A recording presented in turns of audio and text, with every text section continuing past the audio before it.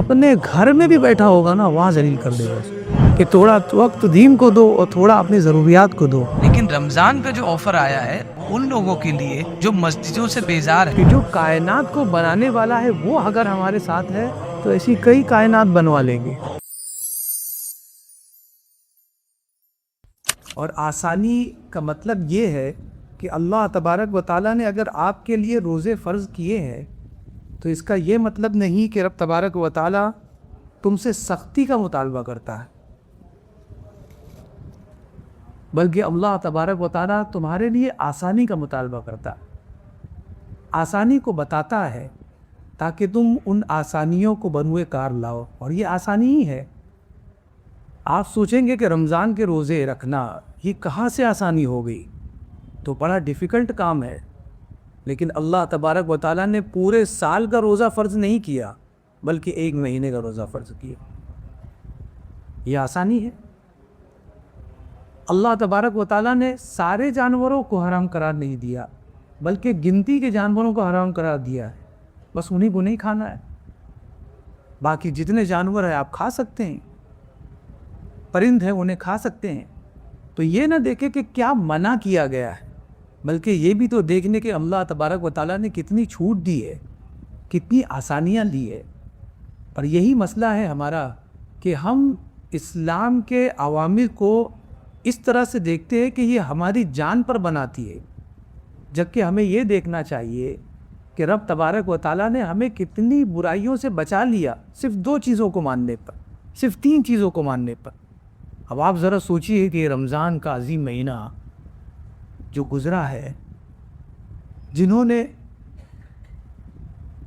सौम व सलात में अपना वक्त गुजारा, अपने आप को तब्दील करने की कोशिश की, उनके दिल से ज़रा पूछिए कि आज उनके लिए ईद है या नहीं है। बहुत मुश्किल होता है इंसान का अपने आप को तब्दील करना।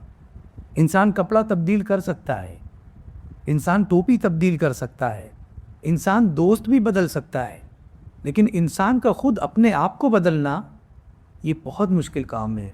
आप ज़रा गौर करिए कि आपने अपने एम्प्लॉइज़ को भी तब्दील कर दिया होगा। जो एम्प्लॉई आपको नहीं समझ में आया आपने उसको फायर कर दिया, और जो अच्छा लगा उसे हायर कर लिया। लेकिन कभी आपने ये सोचा कि आप किस कंडीशन में हैं? क्या रब तबारक व ताला इस हाल में आपको कबूल करने वाला है? और अगर कबूल करने वाला है, हमें इत्मीनान है अल्लाह की ज़ात पर, यकीन है, तो ये हमारे लिए ईद है। तो ये ईद अल्लाह तबारक व ताला ने मुसलमानों के लिए रखी है। और ख़ुद अल्लाह के रसूल सल्लल्लाहु अलैहि वसल्लम ने इरशाद फरमाया, इन्ना लिकुल्लि कौमिन ईदा, हर कौम के लिए ईद होती है और हमारे लिए ये ईद है। ईद के दिन का ये बयान था, अल्लाह के रसूल सल्लल्लाहु अलैहि वसल्लम ने फरमाया है ये हमारे लिए ईद है जिसमें हम खुशियाँ मनाते हैं। अल्लाह के रसूल सल्लल्लाहु अलैहि वसल्लम फरमाते हैं, लिस्साइमी फ़रहतान, रोज़ेदार के लिए 2 खुशियाँ होती हैं, यफ़रहुमा, जिसमें वो खुश होता है। सबसे पहली खुशी क्या होती है? इज़ा अफ़तर फ़फ़रिह बिफ़ित्रिही, जब वो रोज़ा इफ़्तार करता है तो अपने इफ़्तार से खुश होता है। शारिहीन हदीस फरमाते हैं कि यहाँ इफ़्तार से मतलब ये है कि पूरा रमज़ान गुज़र गया, अब वो खाने की कंडीशन में आ गया है, यानी ईद का दिन इससे मुराद है। और दूसरी कंडीशन है, वह इज़ा लक़िया रब्बहु फ़रिह बिसौमी, और जब वो अपने रब से मुलाकात करता है तो अपने रोज़ों को देखकर खुश हो जाता है, क्योंकि अल्लाह तबारक व ताला का वादा है कि रोज़े की जज़ा मैं दूँगा। और रोज़े की क्या जज़ा होगी ये बताया भी नहीं, कहा कि मैं दूँगा, अपनी शान के मुताबिक दूँगा। तो आप ये ना समझे कि हमारे रोज़ों को तो किसी ने देखा नहीं, हम 1 महीना भूखे रहे हैं, किसी ने अप्रिशिएट नहीं किया।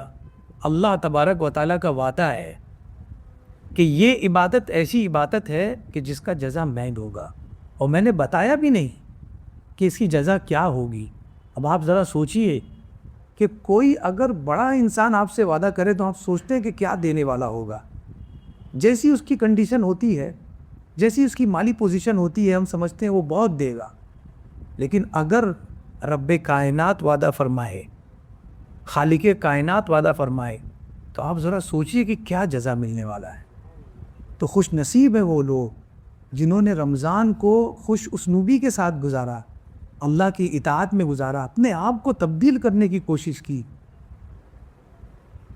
ان لوگوں کے لیے آج کا دن اللہ تبارک و تعالیٰ نے عید کا دن بنایا ہے، لیکن یہ ہے کہ ایسا نہ ہو کہ یہ عید گزر جائے اور اسی کے ساتھ ساتھ ہمارے سارے اعمال صالحہ بھی گزر جائے، ہماری ساری نیکیاں بھی گزر جائے، اس لیے کہ گناہ کرنے کے لیے بہت ساتھی مل جائیں گے، لیکن جب نیکی کرنے کی بات آتی ہے تو بندہ ساری چیزیں مہیا ہونے کے باوجود بھی نہیں کر پاتا۔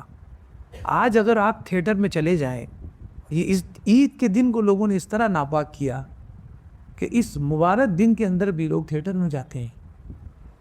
ان سے ذرا پوچھیے کہ تھیٹر میں جانے کے بعد نمبر لگانا پڑتا ہے کہ نہیں پڑتا ہے، ٹکٹ لینی پڑتی ہے کہ نہیں لینی پڑتی، لائن لگا کر ذلیل ہونا پڑتا ہے، تب جا کے ان کو آگے جگہ ملتی ہے۔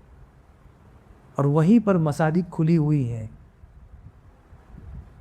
وضو کا انتظام ہے، طہارت خانے کا انتظام ہے، کتنی پبلک ہے، کتنے لوگ ہیں، نہ کوئی آپ سے دروازے پر کھڑے ہو کر کوئی وصولی کر رہا ہے، لیکن اس کے باوجود بھی لوگ نہیں ہیں۔ پتہ یہ چلا کہ گناہ میں محنت زیادہ ہے، گناہ میں ذلت زیادہ ہے، نیکی تو انسان آسانی سے کر سکتا ہے، ہر چیز مہیا ہے، مساجد کھلی ہوئی ہے، آپ سے پہلے امام پہنچتا ہے، آپ سے پہلے مؤذن صاحب پہنچتے ہیں، آپ سے پہلے خدام مساجد کو تیار کر کے رکھتے ہیں، آپ کے آنے کی انتظار میں مساجد کے اے سی چالو ہو جاتے ہیں، مساجد کے ذمہ داران خیال رکھتے ہیں کہ کوئی لائٹ نہ بند ہوگی، کوئی پنکھا نہیں چل رہا ہو تو کیا ہوگا، اتنا خیال رکھنا، اور کوئی بھی لینا دینا نہیں۔ آپ کے سامنے جھولی ہوتی ہے، اگر دینا چاہے تو ٹھیک ہے، یعنی سوچیے کہ وہاں نمبر لگا کر دینا پڑتا ہے اور یہاں آپ کے سامنے جھولی جاتی ہے، بالکل الٹا معاملہ ہے کہ نہیں ہے؟ تو یہ اگر جس طرح ہم نے اپنے دین کو پرائرٹی دی ہے، اسی طرح اللہ تبارک و تعالیٰ ہمارے ایمان کو مضبوط کرتا ہے۔ اگر دین کو ہم نے اہمیت دی تو یقیناً ہمارا ایمان بھی اہمیت والا ہو جائے گا۔ اس عید میں ہمیں کیا کرنا ہے اور کیسے منانا ہے، سب سے اہم پیغام اللہ کے رسول صلی اللہ علیہ وسلم فرماتے ہیں، فَلْيُكْرِمْ ضَيْفَهُ فَلْيَصِلْ رَحِمَهُ فَلْيَقُلْ خَيْرًا أَوْ لِيَصْمُتْ۔ 3 پیغام ہیں۔ جو اللہ پر ایمان رکھتا ہے اور یوم آخرت پر ایمان رکھتا ہے تو اسے چاہیے کہ وہ اپنے مہمان کی مہمان نوازی کرے۔ ہو سکتا ہے کہ تمہارے گھر میں وہ بھائی آ جائے جس سے آپ 10 سال سے بات نہیں کرتے، تو اللہ تبارک و تعالیٰ کا یہ پیغام یاد رکھنا جو اپنے رسول صلی اللہ علیہ وسلم کی زبانی اس نے بتا دیا کہ مہمان ہے وہ، بس اب اس کا آپ کو خیال رکھنا ہے، اس کی ضیافت کرنی ہے۔ اور یہی میرے نبی کا فرمان ہے کہ جوڑو، لوگوں کا دل جیتو، اور وہ تو اپنا بھائی ہے، وہ تو اپنا ماننے والا ہے۔ سب سے پہلا پیغام یہ ہے کہ اگر مہمان آ جائے تو مہمان کی مہمان نوازی کرو۔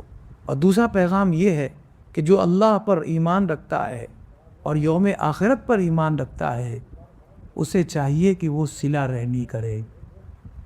صلہ رحمی کا مطلب یہ ہے کہ کوئی آپ کا رشتہ دار ہے، خونی رشتہ دار ہے، لیکن آپ اس سے کسی وجہ سے دور ہو چکے ہیں، کسی بات کو لے کر آپ کے درمیان کچھ چپکلیشیں ہو گئی ہیں، اس کے باوجود بھی آپ کو اس کے پاس جانا ہے۔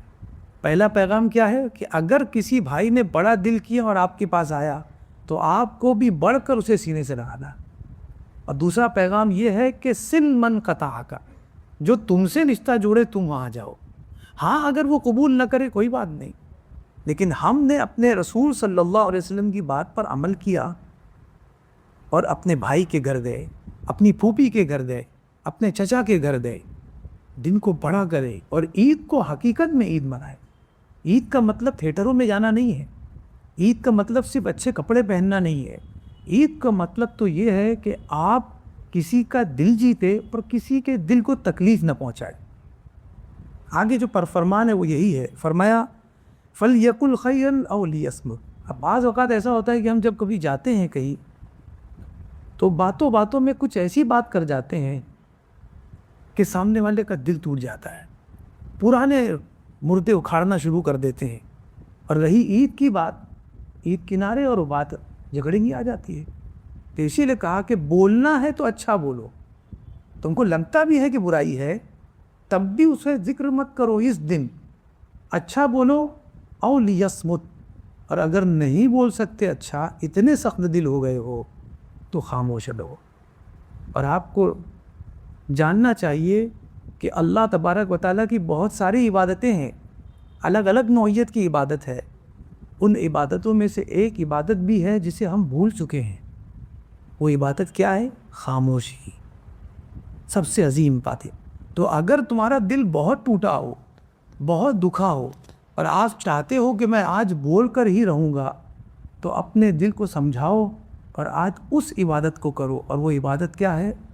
کہ اپنے منہ پر تالا لگا لو تاکہ میرے بھائی کا دل نہ ٹوٹے، میرے رشتہ دار کا دل نہ ٹوٹے. اس عید کو حقیقت میں عید منائیں اور اپنوں کے ساتھ بیٹھیں. اس کے ساتھ جانے کی بجائے اپنوں کے ساتھ بیٹھیں. اور اگر نہیں جا سکتے تو یاد سے ان کو فون کریں، ان سے بات کریں. اصل یہی عید ہے. یقین مانیے، آپ صحابہ کا دور دیکھیں گے تو آپ کو پتہ چلے گا کہیں بھی آپ کو نئے کپڑے نہیں ملیں گے. غربت کا دور تھا، فقر و فاقہ تھا وہاں پر، لیکن ان کی عید کیسے ہوتی تھی؟ جب نئے کپڑے ہی نہیں تھے، مارکیٹ ہی نہیں تھا. غربت اتنی تھی کہ مارکیٹ سے خرید نہیں سکتے. ان کی عید یہی تھی کہ وہ اپنے رب کو راضی کرتے تھے ان باتوں سے جو اس نے فرمایا ہے. اور وہ یہی باتیں ہیں: مہمان نوازی کرو، صلہ رحمی کرو، اور بری بات نہ کرو، اچھی بات کرو یا خاموش ہو جاؤ. رب تبارک و تعالیٰ کی بارگاہ میں دعا ہے کہ مولا کریم ہمیں جو کچھ میں نے کہا ہے اس پر عمل کرنے کی توفیق رفیق عطا فرمائے، اور ہم سب کو آنے والا رمضان دکھائے، خیر و عافیت کے ساتھ آنے والا رمضان دکھائے. ہمارے والدین کی عمروں کو صحت و عافیت کے ساتھ درازی عطا فرمائے. وصلی اللہ تعالی علی خیر خلقہ محمد وعلی آلہ وصحبہ اجمعین برحمتک یا ارحم الراحمین.